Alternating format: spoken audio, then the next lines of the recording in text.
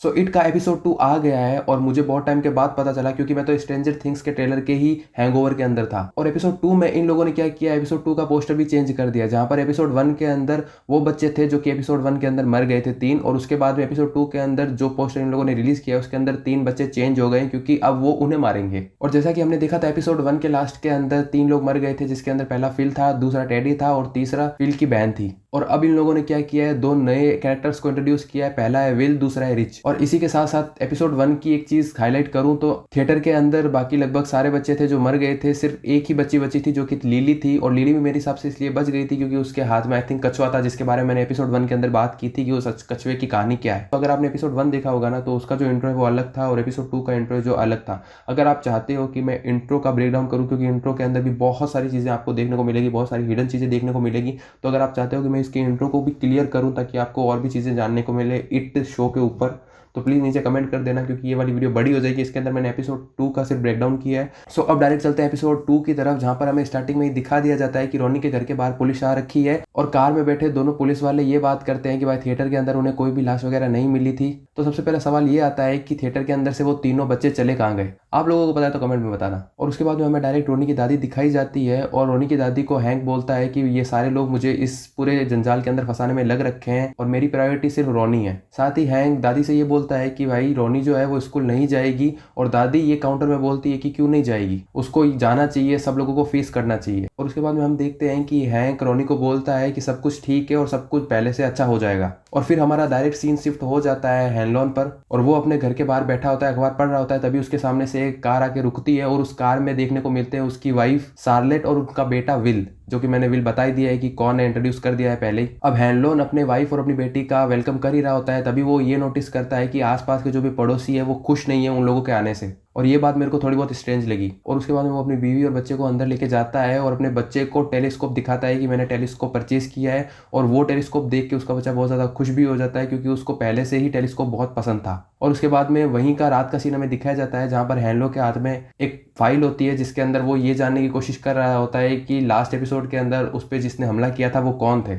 और उसके बाद में हमें सीधे अगली सुबह दिखाई जाती है, और सुबह होते ही हमें पता चलता है स्कूल के उस कोर्ट के थ्रू कि भाई साहब पूरे शहर के अंदर कर्फ्यू लग चुका है। और फिर हमें मर्ज दिखाई जाती है, जो कि एपिसोड 1 के अंदर लिली की दोस्त दिखाई गई थी, और उसका काम मेरे हिसाब से एपिसोड 1 के अंदर वो 5-7 मिनट का ही था, पर इस वाले एपिसोड के अंदर वो बहुत टाइम से दिखाई जा रही है, और पोस्टर के अंदर भी उसका कैरेक्टर है। और वो हमें दिखाई जाती है कि 2-3 लड़कियां खड़ी है, उनका कोई आई थिंक समूह होगा, कोई टीम होगी जिसका आई थिंक कुछ नाम होगा पैटी वगैरह करके।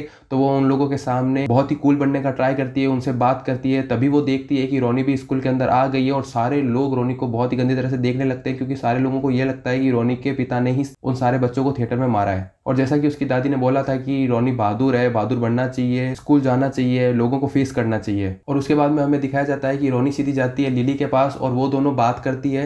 तभी हमें वहाँ पे अनाउंसमेंट के अंदर पता चलता है कि ये जो घटना थी थिएटर वाली, वो 7 दिन हो गए हैं उस पूरी घटना को, और जो बच्चे वहाँ पर मर वगैरह गए थे उनके लिए शायद तक कैंडल मार्च वगैरह जलाने की बात चल रही है। और उसके बाद में हमें दिखाया जाता है कि मर्ज जो है वो ये पता लगाने की कोशिश करती है कि लिली उससे बात क्यों नहीं कर रही है, और साथ ही मर्ज ये भी चाहती है कि वो जो पैटी गैंग है जहाँ पर वो कूल बन रही थी उसके अंदर वो लिली को भी शामिल कर ले। और उसके बाद में विल भी उसी स्कूल के अंदर एडमिशन ले लेता है, और उस क्लास के अंदर जैसे ही आता है तो सारे लोगों का व्यवहार विल के प्रति बहुत ही अजीब होता है। जैसे वो बैठने के लिए वहाँ पर कुर्सी लेता है, तब एक बच्चा क्या करता है, उसकी कुर्सी को पटक देता है। और उसके बाद में हमें रिच दिखाया जाता है, जो कि उसको उठाता उठाता है, उसको पेंसिल वगैरह देता है और उसको थोड़ी सराहना देता है। और उसके बाद में सीधा सीन शिफ्ट हो जाता है एयरबेस वाली जगह पर, जहाँ पर हमें पता चलता है कि हैनलॉन पर जो इन लोगों ने हमला किया था वो पकड़े जा चुके हैं। और वो कौन थे, वो वही था जो एपिसोड 1 के अंदर उससे अच्छे से बात नहीं करा था, मास्टर वास्टर आई थिंक उसका नाम होगा। वो आदमी वही था जिसने उसी रात हैमलॉन पे हमला किया था।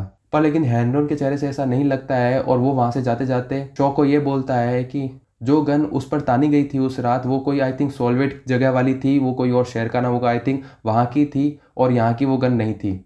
तो उसका माइंड पहले से ये होता है कि यार आई थिंक उसने नहीं किया होगा। फिर हमें उसकी वाइफ दिखाई जाती है शॉर्लेट, जो कि आई थिंक डेयरी के अंदर इधर उधर घूमती है गलियारों वगैरह में, और फिर वो जाके ठहरती है एक मीट शॉप पर। और ये जो मीट शॉप है ये हमें दिखाई जाती है चैप्टर 1 में, जहाँ पर अगर आपने मूवी देखी होगी तो मूवी के अंदर ही हमें ये वाली शॉप भी दिखाई जाती है, जहाँ हमें माइक हैनलॉन डिलीवरी करता हुआ दिखता है। तभी वो बाहर देखती है तो 3 लड़के एक लड़के को बहुत ही बुरी तरह मार रहे होते हैं, और उसके आसपास जितने भी लोग चल रहे होते हैं वो उस लड़के को बचाते ही नहीं है।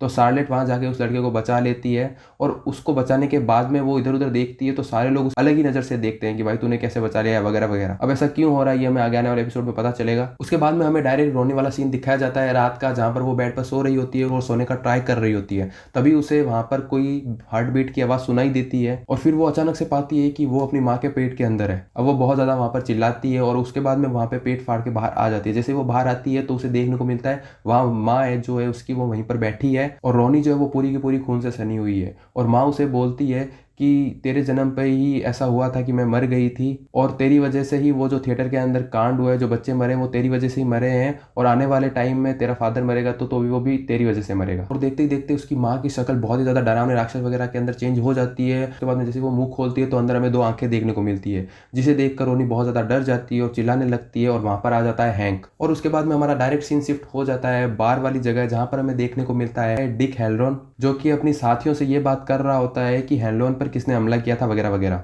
उसके बाद हमें अगले दिन कुछ लोग दिखते हैं जो कि आई थिंक डेयरी पर नज़र रखते हैं। और उसके बाद में हम क्या देखते हैं कि हेलरॉन और फुलर बात कर रहे हैं एक दूसरे से और फुलर हेलरॉन को बोलता है कि तेरे को जो भी बेनिफिट मिल रखे हैं वो छीन सकते हैं अगर तू कोई भी गलती कर देता है तो, क्योंकि यार उसको जो बेनिफिट्स मिलते हैं ना वो मेरे हिसाब से बाकी ऑफिसर वगैरह को नहीं मिलते हैं और वो बहुत ज़्यादा चिल लाइफ जीता है। तो इसलिए फुलर उसको समझा रहा था कि कुछ भी गलत मत करना। उसके बाद में हमारा सीन डायरेक्ट शिफ्ट हो जाता है स्कूल मेज पर, जहाँ पर हमें वापस से मर्ज देखने को मिलती है जो कि हाथ के वेव से लिली को अपने साइड बुलाती है, पर लिली उसको इग्नोर करते हुए रोनी के पास जाके बैठ जाती है। जैसे वो वहाँ पर बैठती है तो रोनी उसे सब कुछ बताती है कि कल रात को उसके साथ में क्या हुआ था।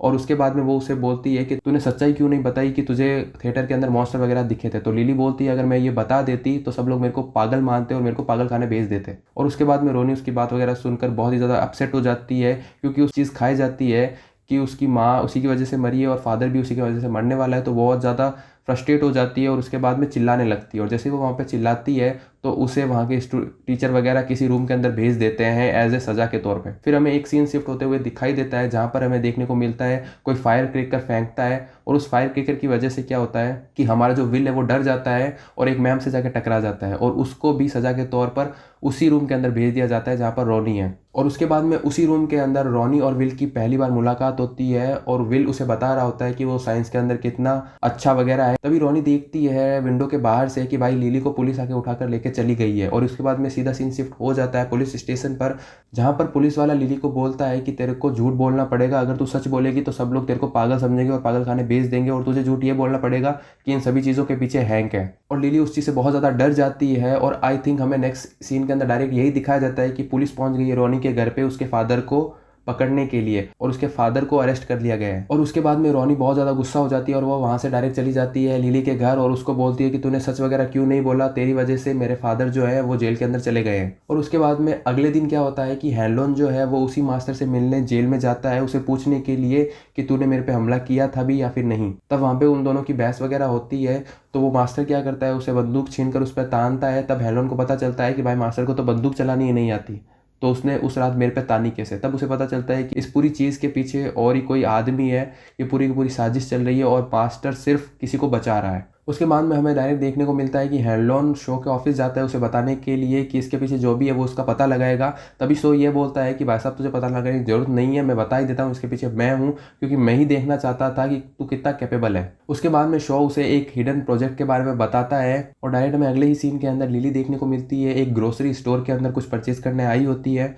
और वहाँ पर उसे जाके पता चलता है कि उसे कुछ ना कुछ आवाज़ें सुनाई दे रही है कि वो पागल है वगैरह। और उसके आसपास जो भी लोग हैं वो उसे देख के हंस भी रहे हैं और उसको फॉलो कर रहे हैं। और इसके बाद में वो अचानक से देखती है कि जो भी ड्रॉर्स के अंदर सामान पड़े हैं वो उसके नज़दीक आ रहे हैं और जो भी सामने की ओर क्रैकर्स वगैरह पड़े हैं, जो भी डब्बे पड़े हैं उसके अंदर टेडी, सूजी और जो भी बच्चे मरे थे उन लोगों की तस्वीरें दिख रही है उसको। अब वहाँ पर लिली वो सारी चीज़ें देखकर बहुत ज़्यादा डर जाती है और भाग जाती है और भाग के दूसरी जगह पर जैसे ही जाती है तो वहाँ पर बहुत सारे अचार वगैरह का आई थिंक कुछ भांड होते हैं वो पड़े होते हैं और उसके अंदर उसे देखने को मिलता है उसके पिता का चेहरा। और वहाँ पर भी वो बहुत ज़्यादा डर जाती है और उस वाले भांड को उठाती है और नीचे फेंक देती है। और जैसे वो वहाँ पर फेंकती है तो वो आधा कटा फटा चेहरा वहाँ पर गिर जाता है और आसपास के जो भी और भी बर्तन वगैरह वो भांड वगैरह पड़े होते हैं वो नीचे कांच के ही होते हैं तो वो नीचे जाके गिर जाते हैं और वो सारी चीज़ें ऐसे होके एक असेंबल हो जाती है एक अक्टूबर जैसे प्राणी के अंदर, और उसके बाद में वो उसकी तरफ बढ़ ही रहा होता है और उसको पकड़ लेता है और उसके बाद में वो जीभ निकालता है। तभी अचानक से हमारा सीन थोड़ा सा जूम आउट होता है और हमें पता चलता है कि ये सारा का सारा लिली के माइंड का भ्रम था। और वहाँ पर ग्रोसरी स्टोर के अंदर जो भी लोग होते हैं वो उसे बहुत ही अजीब तरीके से देखते हैं कि भाई ये ऐसा कैसे करने लग गई। और हमें पता चलता है कि भाई साहब लिली को एक कार आई थिंक पागल खाने छोड़ने जा रही है। और उसके बाद में डायरेक्ट सीन वापस से वहीं पर शिफ्ट हो जाता है जहाँ पर हमें एलन और शो देखे जाते हैं, जहाँ पर वो उसे अपने सीक्रेट प्रोजेक्ट के बारे में बताता है। वहीं पर एक ऑफिसर आता है और उसे बोलता है कि डिक जहाँ पर खुदाई कर रहा था वहाँ उसे एक कार मिली है जिसके अंदर बहुत सारे लोग मरे पड़े हैं। और यहाँ पर हमारा एपिसोड पूरा खत्म हो जाता है। अब हमारे सामने बहुत सारे क्वेश्चंस है कि वो कार कौन सी है, किसकी है, और उसके अंदर जो भी स्केलेटन वगैरह मिले हैं वो किसके हैं। साथ ही जो लिली है उसको पागल खाने तो भेज ही दिया है, और हैंक के साथ अब जेल के अंदर क्या होगा और रोनी इस सारी चीज़ों से कैसे बाहर निकलेगी। और इन सभी क्वेश्चंस का आंसर हमें एपिसोड 3 के अंदर देखने को मिलने वाला है। वैसे मैंने प्रॉपर ब्रेकडाउन कर दिया है, कुछ चीज़ें हैं जो मैंने बीच बीच में नहीं बताई है, वो मेरे हिसाब से बहुत ज़्यादा इंपॉर्टेंट नहीं थी, क्योंकि अब जो इट का नेक्स्ट एपिसोड आने वाला है वो डायरेक्ट हमें देखने को मिलने वाला है संडे को, आई थिंक 9 नवंबर को। लास्ट वीडियो के अंदर भी मैंने एक टारगेट रखा था, वो पूरा हुआ नहीं, तो इस वीडियो में प्लीज़ आप लाइक करके जाना। सो बस आज की वीडियो इतनी थी। वीडियो पसंद है वीडियो को लाइक करना। मैं चलता हूँ, बाय बाय, टेक केयर।